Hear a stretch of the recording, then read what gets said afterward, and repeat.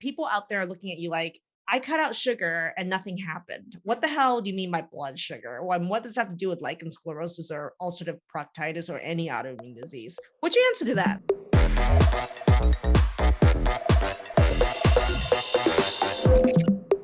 Hi. Today we have an interview with Julie, who's been suffering with ulcerative proctitis and lichen sclerosus.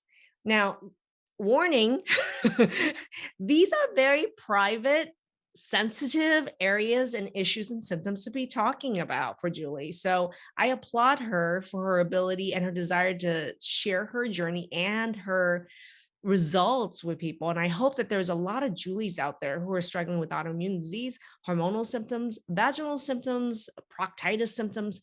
These are fixable, solvable problems in actually a very short period of time.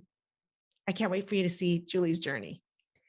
I'm Maggie UMD. I am a functional and holistic medicine physician and creator of the Transform Protocol, an online group program designed to transform autoimmune disease and hormonal imbalances around naturally. If you're interested in learning more about us, above this link and below in the comment section, you should see a link to chat our team. Feel free to chat our team to get more information. The other thing is, we're talking about hormone imbalances here as a major trigger of autoimmunity. If you're interested in our checklist, look at the link above or below to chat our team and ask us to get a copy of our hormone checklist and some of the recommendations that I recommend that Julie talks about in this video. Julie, why don't you introduce yourself to our audience? Well, hi, I'm a costume designer and I live in Fort Worth, Texas. I'm 58 years old and I have two grown kids who don't live anywhere near me anymore. We travel a lot. What autoimmune diagnoses have you been diagnosed with? Well, just this year, I got diagnosed with lichen sclerosus and ulcerative proctitis. Bada bing, bada boom, in the same month from two different doctors. And it was quite a shock for me. I'd never considered that I was an autoimmune candidate. Interesting. So what are some of the symptoms that you struggle with this? Because I would say that those two diagnoses in that area of the body would be extremely challenging to deal with a lot of symptoms. Well, they were lichen sclerosus, a whole lot of sensitivity, dryness in my crotch area, like actual pain just from wearing clothes sometimes, and difficulty, of course, with any kind of sex. And ulcerative proctitis, I had actual bleeding happening. And that's why I went to a gastroenterologist and she diagnosed it. And interestingly, I'd had a colonoscopy just a year before and everything was clear. So it came up rather rapidly, I think during the summer of coronavirus in 2020. So my question for you then is that, to me, when it's clear the year before and then suddenly it turns on this year, there has to be a trigger, right? Yeah. And that's the important piece I really want people to hear. What do you now know was that major trigger that turned this on for you? What turned on autoimmune disease for you? I think that the trigger was probably eating a lot of gluten. I had been on a pretty clean diet before then, and during the summer, I started getting food delivered and got tired of cooking my own food and started eating things that were not so healthy. And I ballooned, I got bigger, I got bloated, I had all kinds of digestive issues, and I was depressed. I think all of that happened in a very tight few months during the summer of 2020. Well, a lot of people will say that kind of list, but I think the hidden juggernaut that's a trigger down there was hormonal change. Yes, I'm pretty sure. Even from my 40s, I had lost my mojo, basically. I didn't have any drive, didn't have any oomph, couldn't get any interest going sometimes. And of course, I had zero libido. And every time I talked to my doctors, they would just say, well, that's normal for someone your age, mid-40s. And there's nothing we can do about it. So there's no point in even testing your hormones, even though I asked specifically to be tested for hormones. So upset. I know. It made me crazy. And I knew something was wrong hormonally, but I couldn't get anybody to take it seriously.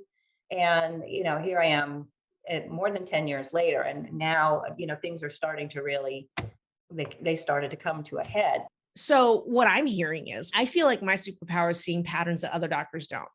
And what to me is that 10 years before, there were early warning signs that there were huge hormonal changes that were happening to you beyond what most people experience, but yet they were dismissed as the normal part of aging. Right. And I couldn't get anybody to pay attention to me. And this is typical. I mean, for those of you guys that are watching, I would say that 90%, no, 100% of women who are dealing with autoimmune disease will find that there is a new diagnosis or worsening around it right around perimenopause, during menopause, or right after. Okay. Yep. That's crucial because I see it all the time. And 100% of these women have been dismissed. If they look back, they could see early hormonal changes way back, some even as early as their teens, that were not normal. But typically, when they bring it up to their doctor, they're told what Julie was told, which is you're menstruating, your hormones are fine. We don't need to test it. You're not menstruating, you're postmenopausal, your hormones are fine. Normal postmenopausal, we don't have to test it. Yeah. And it's only because that's not true, by the way, but they're only telling you that because they have zero training in how to test hormones and what abnormal hormone patterns are and how it triggers autoimmunity.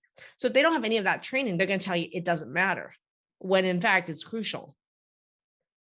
I know because I was one of those doctors that told people that and was trained in that way. That is the normal standard of care until I got sick, right?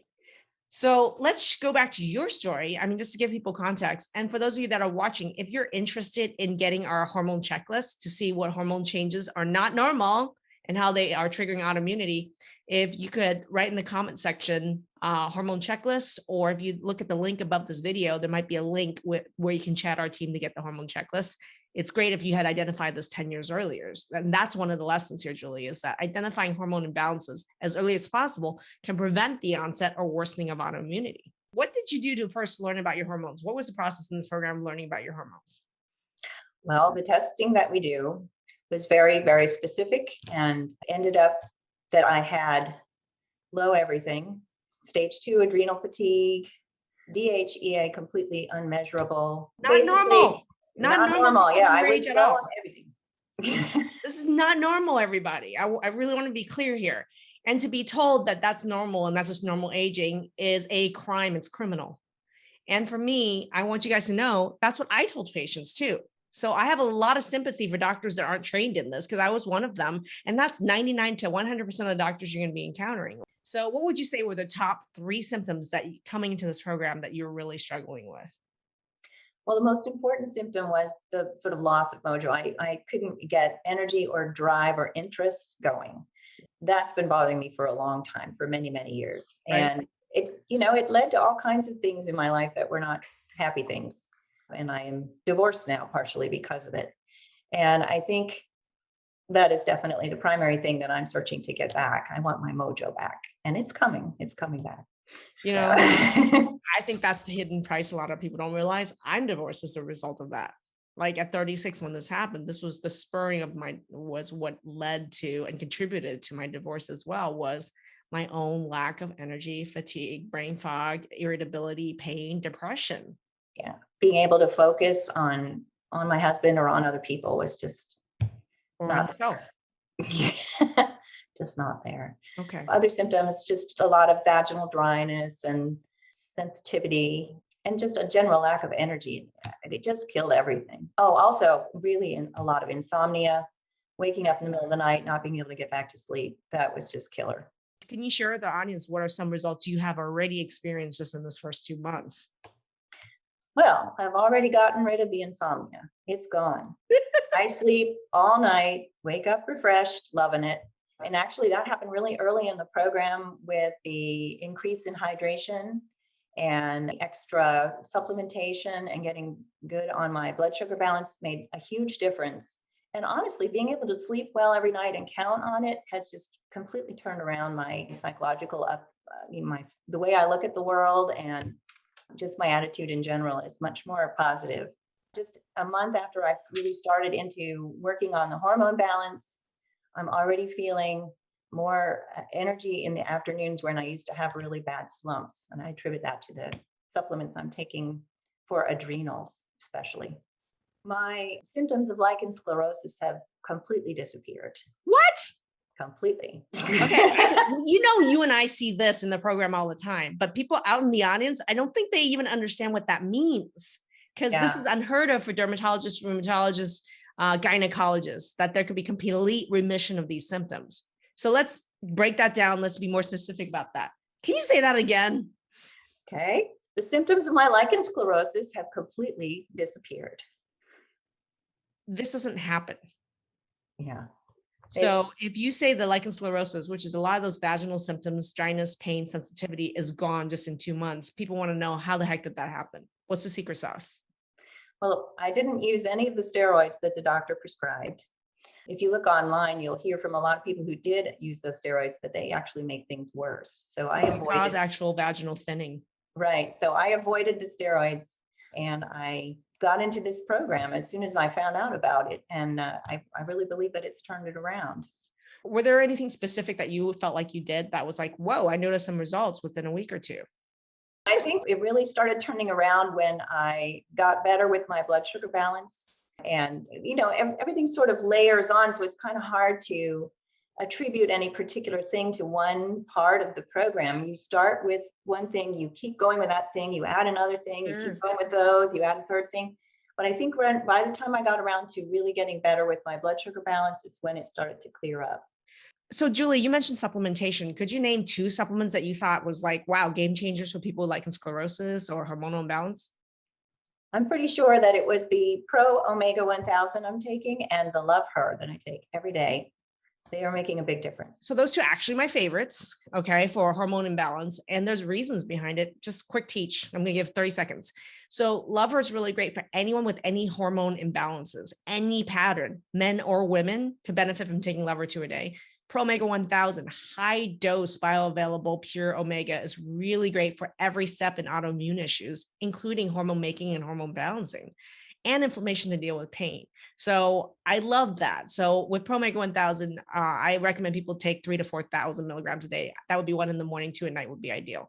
So you found those to be super helpful hormone balancing. That's great. And that is part of our hormone checklist guide. So if anybody's interested in getting our guide, you could comment in the comment section, hormone checklist, you can get the guide and there's some supplemental recommendations in there as well. All right. So blood sugar, you mentioned blood sugar, and I'm going to ask people out there looking at you like, I cut out sugar and nothing happened. What the hell do you mean by blood sugar? What does that have to do with lichen sclerosus or ulcerative proctitis or any autoimmune disease? What's your answer to that? Keeping your blood sugar balanced in a medium range instead of going highs and lows all day is what keeps your hormones and your digestion on track. 100%. And most people are like, I just cut out sugar and that's all I need to do. No. That does not mean blood sugar stabilization and mastery throughout the day. Big difference. Yes. I love that. So yes, everybody, secret sauce, control your blood sugar maintenance throughout the entire day. That's what we do in the program. Means immediate hormonal shifts that can affect all autoimmune issues. All right, final question. What's something that you can do now effortlessly that 2 months ago you would have thought was impossible?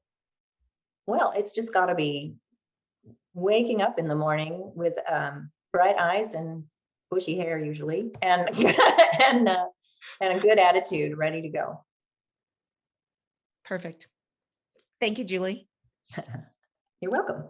Wow, that was an incredible share for Julie to share the huge turnaround in her insomnia within days or weeks. Also, complete remission of lichen sclerosus. No one, and I mean no one in the conventional medical world, whether they're dermatologists, rheumatologists, or gynecologists, has seen remission like this or turnaround or complete resolution of symptoms. Yeah, it happened here and you learned how.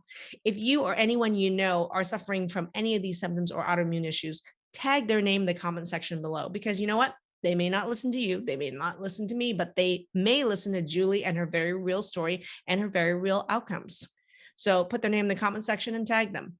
For those of you that are interested in getting our hormone checklist and some of my supplement recommendations, feel free to check the link above and below this video to chat our team and ask for the hormone checklist. To learn more about us, you can also join our Facebook group, Transform Autoimmune Disease Naturally, where we have guides and playlists of videos just like Julie's and trainings that are available. Bonus just for you. Go ahead and join the group, Transform Autoimmune Disease Naturally. And if you're watching from YouTube or Instagram, make sure you give us a thumbs up, a like, and a follow just to get notified every time I go live.